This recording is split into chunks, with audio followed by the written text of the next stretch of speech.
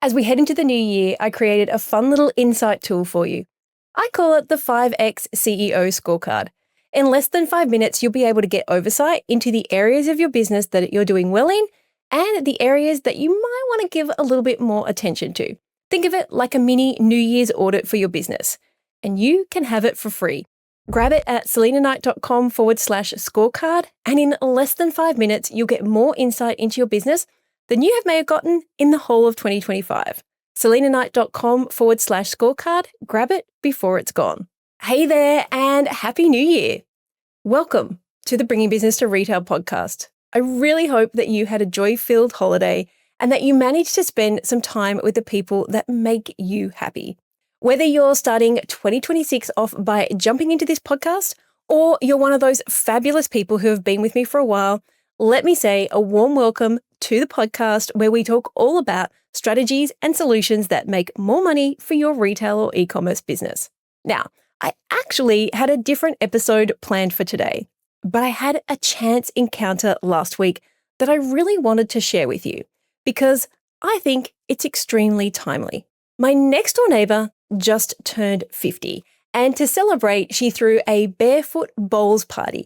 Now, for those of you in the Northern Hemisphere, you're probably thinking I recorded this months ago, but no, this was just last week. It's summer here in Australia, so the perfect weather for barefoot bowling. It was a really interesting scenario because the only people who I knew who were going to the event were my next door neighbor, the birthday girl herself, and one of my other next door neighbors. The family was going as well. So Ed and I get dressed up as you can when you're going outside bowling, and we head off to the location. Now, we'd already been sent these team lists by the birthday girl, and we had very strict instructions that bowls kicked off at 5 p.m. So we had to arrive well beforehand, which of course meant lots of small talk with people that you have never met before. So you might think that I'm okay with being in these uncomfortable situations because I am I'm very joyous, I'm very jubilant, I'm very extroverted, but honestly, even I walk into a room with people I don't know and I'm like, I don't know what to say.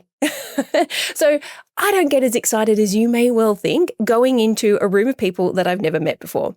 We arrive at the venue and there's already about 15 people there. I think there was about 35 people going to be there in total. So we kind of wander up to them and introduce ourselves. And of course, the first question that you've got is, how did you meet Lisa, who was the birthday girl? Several of these people had worked with my neighbor 15 years ago when she was a trader. And so we chit-chat about that. I mentioned that in my last house, my previous next door neighbor was a short-term money market trader. I'm like, at this point, I'm trying anything to find something that we can have a conversation about, like some point of reference that we can join in on, like something that we can connect. That's what I'm looking for, something that we can connect with. And so in my previous house, my next door neighbor of 20 years before he retired was a short-term money market trader. And I'm like, okay, I found something. It's one of the things I try and do is always try and find something that we can connect with. And then I, make a joke like I do about how clearly I surround myself with people who like to make money. So after 10 minutes or so, I look around for Ed and I wander over to see who he's talking to. And as this woman turns around, I blurt, no filter, Sal. I blurt out, hey, I know you. And we all laugh because my husband had pretty much done the same thing. So it turns out that her son and my daughter went to the same primary school classes. I mean, it's such a small world. Next up, we get rounded up into our teams and we head out for the barefoot bowls competition. So I think I've played barefoot bowls once, but never in a team environment. I've played it just once with my family. So this was a lot more official. We had an umpire. He gets out the front, he rounds everybody up and he says there are 6 rounds and you get points based on how many of your team's bowls nearest to the jack, which is the little white ball that you're trying to get the closest to win. Let me just sidebar over here and tell you that if you haven't already figured out, I am deeply competitive. However, I am not I don't have the most accurate hand-eye coordination. I can't catch very well. I was always the last person to get picked for a sports team. And there's a reason that I go to a gym. One machine, free weights, no one else relying on me to keep the team going. Now, my husband, on the other hand, is one of those people who just it's painfully annoying. He just naturally picks up any sports. And so thankfully, we are in separate teams. And so you can bet that we both want to beat each other's teams. And barefoot bowls, if you've never played, is supposed to be not this hugely competitive thing. It's just a nice Sunday afternoon out. You have a few drinks, you stand around, you chit chat. I mean, it's meant to be like a little bit of an experience, not so much a competition. Well, that's not how you go rolls, okay? It doesn't take long. In fact, just the first round, when, of course, my team wins and the competition begins. And I'm sure it comes as no surprise that at this point, I assume the role of super coach. And I am determined to get my team to the top of that leaderboard, despite the fact I don't know how to play this game. So I am out there coaching. I've listened to the instructions that Ollie, our umpire, gave us about how to hold the ball and how to roll the ball. And I'm walking up and the team would consult together before they had a go and where the ball needed, which way we were going to go. I'm giving pep talks. I'm giving little massages, all of the things. The final round comes. And of course, we're winning. We have won every game at this point. We have 9 points. The next closest team is at 6. Ollie, our umpire, decides that with just 10 minutes to go, there's not really time to play a whole new round. So he decides we need a showdown. With just 10 minutes, double or nothing, he says. And so we play. Our balls, I think I'm getting confused with bulls, which is the little silver ones. These are the big balls. Our balls are coloured pink. So Rich on my team, he bowls first. And the ball goes straight into the gutter. Okay, clearly the sun and the champagne are not helping my team at this point. The other team steps up and their balls are yellow. And the first bowl lands about 6 feet away from the jack. Now, let me also tell you, if you've not played this game before, it's not over till it's over, my friends, because someone could knock your ball closer to the jack. Someone could knock the jack completely in a different direction. I mean, at the end of the day, none of us have played before. It could just be bedlam. So the game is not over until it's over. So at this point, I have one ball in the gutter and I have the other team 6 feet away from the jack. I bowl second. Let me just point out here that whilst my team was winning, and of course I put it all down to my team coaching, of course, my actual bowling, not that great. In fact, never even close to the jack. But a great leader does not have to be an expert doer, am I right? And so I bowl. The ball stops about 2 feet away from the jack. I am jumping up and down. I am woohooing. This is the best bowl of the day for me. We are winning. Like, honestly, as long as nobody knocks the ball out of the way, we have won. I am feeling confident. I'm jumping up and down. My team are jumping up and down. Although at this point, some of them are a little bit like not so invested. I am invested. The next player gets up and he's on the opposite team and his ball lands about 1 foot away from the jack. I am not happy. I run to the other end of the bowling green to check to see if it's as close as it actually looks. It is. I'll spare you. The TLDR is it all goes downhill from here. We lost. But as I walked away, I knew that we won on points. We still won because even when they won that game, that team would have only had 1 point. And so we would have had 9 points. They would have had 7 points. Okay. I'm not a sore loser. I just know that sometimes I win, okay? I'm trying to find any win at this point. We're all having fun. We're joking. We've shaken hands with the other team. And as we head in for dinner, we are strictly instructed. Once again, let's just say Lisa is a very decisive and authoritative person. We are strictly instructed to sit next to someone we do not know, and that was not on our team. Okay. I end up sitting next to a lovely lady. We get to chatting. I'm gluten-free, and even though I know that in a restaurant like this, they're going to be pretty okay, I always have my GluteGuard tablets, which are just like help you with accidental gluten poisoning. And I had 2 because I'm always prepared. And so she mentions she is also gluten-free and, she forgot to bring her GluteGuard tablets. We bond over the fact that I have 2 tablets. I share my tablet with her. The night goes on. We chit-chat. We're chatting to everybody. It's marvelous conversations. But as we're getting ready to go home, at this point, it's about 9 o'clock. And friends, I'm usually in bed by about 9:30. So as we're getting ready to go home, I pick up my coat and we're about to leave, but Ed gets bailed up by somebody who starts chatting to them.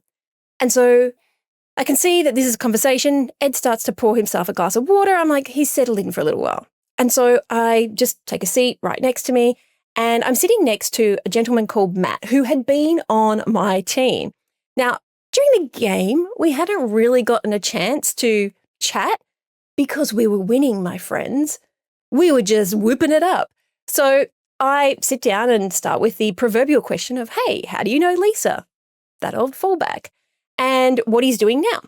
So he tells me that he's tried to retire several times. So I'm guessing if Lisa's just turned 50, Matt's somewhere between 50 and 60. Anyway, he's tried to retire several times, but he always gets pulled back in. He got pulled back in to start a venture capital firm. He got pulled back in to get a startup company funding. He got pulled back in and relocated to Asia for 5 years to help a company expand. I mean, honestly, there were so many cool projects. I can see why he didn't retire. But he says now he had a bit of a health scare and he's actually retired. And so, of course, I ask him, how do you feel your day now that you're finally retired? I don't know what I would do if I was retired. And he tells me, this is where the story's been going all this time, he has a shop. You know where this is going, right? I say, oh my God, I'm a retail and e-commerce consultant. Please tell me more about it. This is my happy place. And he says, it's a little store in a country town. It sells boots and Akubra hats. For you guys in the US, think cowboy boots and Western hats. And it does around $3 million a year. So the store is about 2 hours from Sydney. He never goes there. I'm like, wow, $3 million a year? Like, tell me more, I say. He goes, well, guy clearly likes to make money. He says, my margins are 34% EBIT. And I'm like, in my head, and you know your girl doesn't like to do a lot of air math, right? But in my head, I'm like, okay, I think before EBITDA, that's like 24% profit. That is more than double the average net profit for retail.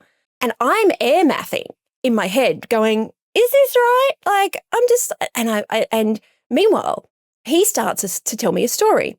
Now, remember, it's the end of the night.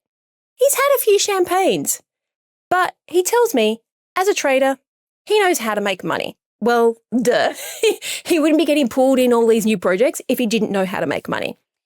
But he also tells me he knows literally nothing about retail. And he says to me, I was talking to another guy recently. He also owns a very similar business. And he was saying that 2025 was one of the worst years ever. They are in debt more than they expected. And they've got like virtually no profit this year. And then he turns to me and he says, I don't know what he's talking about. I can't keep restocking my shelves fast enough. Oh, like you must have great marketing. He says, we don't do any marketing. And he shakes his head and he looks at me and he goes, you know what the biggest problem people have in retail? And of course I say, well, I think I do, but hey, Matt, you tell me what you think it is. And Matt says, they don't think about making money. Oh, and they get way too attached to inventory. I swear I felt like I had just found my business soulmate. Matt, I built a course on that, I tell him. I don't even think that he's listening to me at this point. You see, I like making money. I have done it my whole life. It is fun. It is a game. But you can't get too attached to the outcome. I'm sitting here nodding. I am very glad that I stopped at 2 glasses of champagne 2 hours ago so that I can remember all of this to tell you. He goes on, when I order stock, I don't want to have to pay the invoice until after I've sold the inventory. Now, sure, sometimes we get it wrong, but, if it stays a little bit longer than I'd like, The simple fact is, as long as I sell at least 60% in 30 days, I'm golden. I've got the money to pay the bill. I don't have a cash flow problem. We have no debt, no cash flow problem. So I said to him, well, how are you doing the ordering? Like you said, you don't work in the business. He says, oh, no. I like to keep track of the inventory. Like that's the thing I like to do. So I just look at how much of each thing has sold in the past. And then I look at what's trending in the current quarter. And I never order more than I can sell before I have to pay. Matt, you deserve a freaking medal. I'm about to jump in and ask him about indent orders where you have to pay up front because I've worked with a retailer with the exact same store as Matt, the exact same niche in a country town, similar-ish revenue. But one of the biggest problems that they had was having to order and pay for stock in advance. Before I can take a breath, remember, Matt, couple of champagnes in, he is ready. He's just telling his story and I am sitting there nodding. So before I can ask him about indent ordering, he says to me, now, there are always going to be those orders that I have to do like months in advance. Indent orders, I say. Oh, is that what they're called? He says. Well, I just refuse to give them any money. I only do it on the lines that I know that we can sell a crap ton of. And we're in the top 5 resellers of those brands. So I just went, nah, sorry, mate, not paying. This is such an Aussie conversation, isn't it? So as he pauses to finally take a sip of his champagne, I say to him, that's really lucky of you, Matt. Most brands won't do that. Most suppliers make you pay a deposit. He says, yeah, nah, not me. So at this point, while he's shipping champagne, I'm like, I've got a breath. I've got a break. I could ask him some questions. So I jump in and I ask him about the e-com side of things. Don't have e-commerce. Matt tells me he's done the math. He doesn't think it's worth the effort. He'd have to hire another person. And the main thing that he sells is boots and hats. And if people want to return them, then he is going to have to pay for return shipping and sizing and all that. It's too messy, he says. Now, obviously, we disagree on this. Matt, I say, if you add e-commerce to a bricks and mortar store, on average, you'll increase your revenue by 33%. He says, yeah, nah, I'm okay at this point. Yeah, he's doing $3 million, no marketing. So I am so intrigued at this point. Here is a guy with literally no experience in retail, dictating terms to suppliers, something that most seasoned retailers just won't even try to do. He has one physical store in a regional town and is bringing in just shy of $3 million with no marketing, no e-commerce. He doesn't work in the store. He doesn't manage the store. He just likes to order the inventory. He has sales targets in place. He has a team that know exactly what is expected of them and when. He has very clear reporting in place. But most importantly, he is literally doing this for fun. He has no attachment to the outcome. His margins are 150% higher than the average store. That is double and a half. This conversation is making me so happy. But of course, it is at this point, Ed walks over to tell me that our Uber is 3 minutes away. I shake Matt's hand and I tell him what a great job he's doing. He laughs, this great big belly laugh, and he says, making money, Dal. That's all it is. And it's damn fun. I wanted to share this story with you because it isn't the podcast that I planned for this week. But I did think that as we bring in this new year, that it is perfectly fitting that we should all be like Matt and we should see business as just money. And making money should be fun. Look, if what I've just shared you made you think, you know what, I want to be like Matt. I am ready to build my business differently. Then I want to tell you that in 2026, we are opening a small number of spots to work with us one-on-one inside of the 5X Strategic Advisory Program. This is my 12-month strategic consulting program for 7-figure retail and e-commerce businesses who are done guessing and are ready for strategic partnership. As a fractional strategic advisor, we'll do a deep dive across all 5 pillars of your business, build a custom roadmap for you, and then stay with you all year long, providing strategic oversight, decision support, and access to specialists. If you're ready to explore what that could look like for your business in 2026, head on over to selinaknight.com/5X and book a call with the team. We'll walk through where you're at, where you want to go, and we'll tell you honestly if the 5X program is what you need or not. Either way, you will definitely leave with clarity. To see if it's a right fit, speak to us over at selenaknight.com/5X. If I can just leave you with one final piece of wisdom. Sure, business can be filled with challenges. But if we didn't like this real-world video game of blasting obstacles out of our way and troubleshooting ourselves out of sticky situations, we sure as heck wouldn't still be here, am I right? Play the game, my friends, and let's make more money in 2026. So that's a wrap.